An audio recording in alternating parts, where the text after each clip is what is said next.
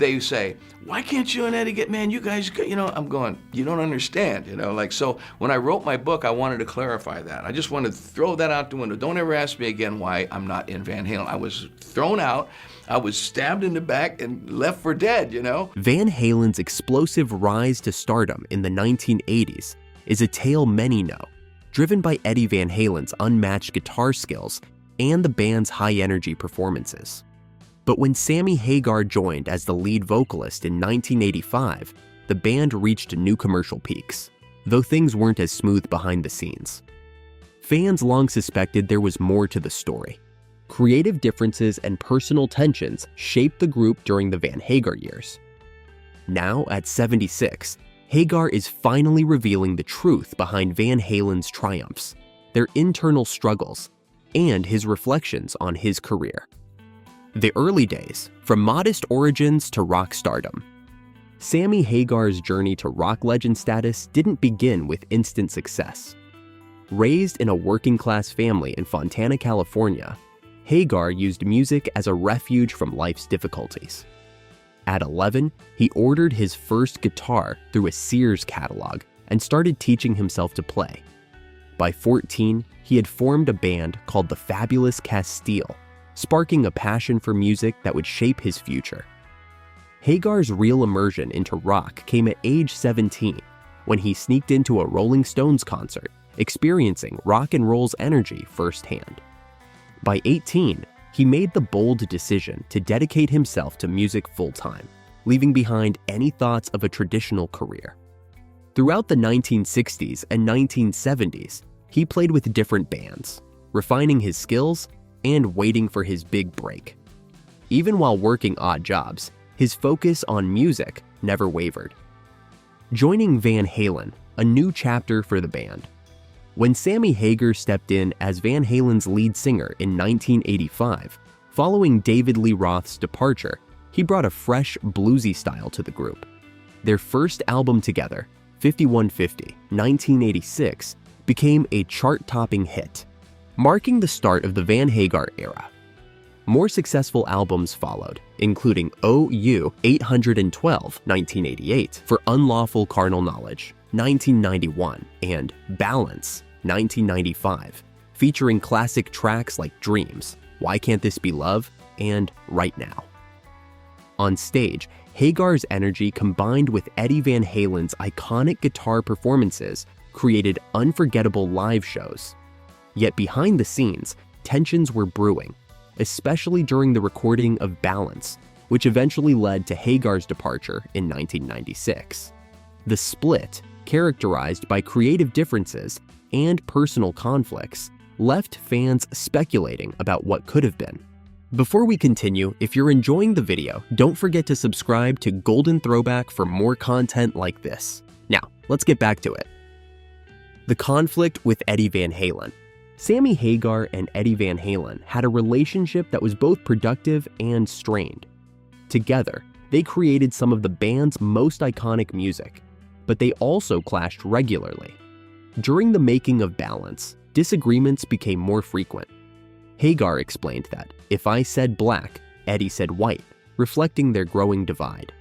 This friction led to Hagar's exit, though the reasons remain debated.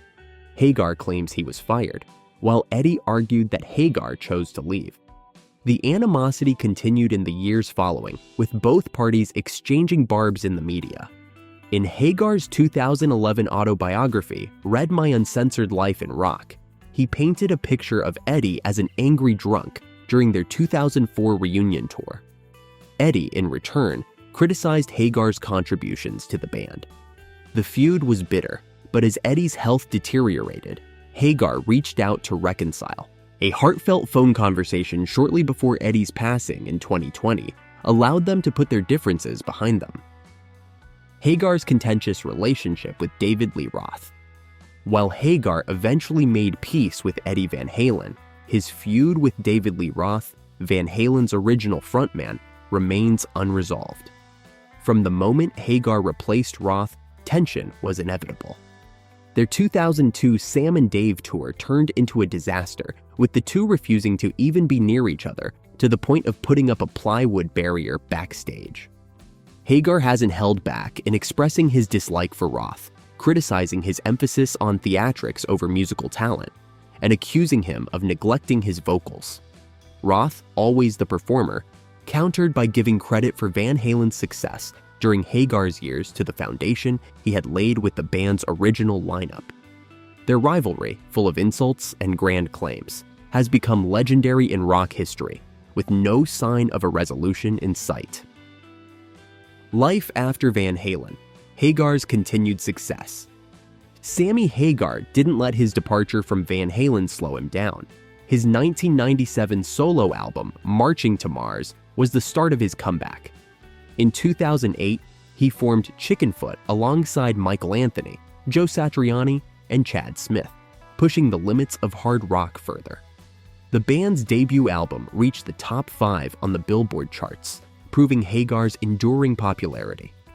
One of the highlights of Hagar's later career came with the formation of Sammy Hagar and the Circle in 2014, featuring Michael Anthony and Jason Bonham. This group allowed Hagar to celebrate his entire musical career, from Van Halen to Montrose and beyond. In 2019, the Circle released Space Between, debuting at number 4 on the Billboard 200, underscoring Hagar's lasting influence in rock. Outside of music, Hagar has found considerable success.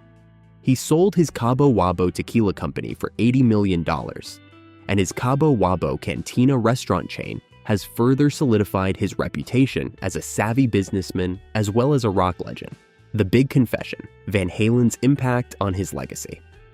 In recent interviews, Hagar has been more candid about his time with Van Halen, admitting that joining the band was a defining moment in his career. While he had already enjoyed solo success with hits like I Can't Drive 55, he now acknowledges that Van Halen took his career to a legendary level that he couldn't have reached alone. I don't think I would have been as legendary of an artist without Van Halen, Hagar admitted. He reflected on the band's early creative process, describing it as a fun and experimental time. He and Eddie often engaged in playful musical acrobatics, pushing each other creatively.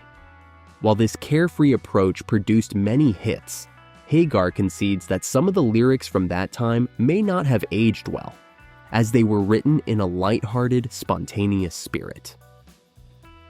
Looking back, a rock legacy cemented. As Sammy Hagar looks back on his career, he's become more honest about the complexities of his time with Van Halen.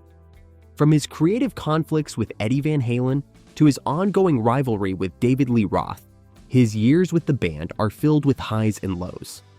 However, Hagar's willingness to acknowledge the role Van Halen played in his success and his ability to reflect on it with humility offers fans a deeper insight into the man behind the music. At 76, Hagar's reflections offer a rare glimpse into the life of a rock star, showcasing not just the music, but the perseverance, resilience, and enduring passion that have defined his journey.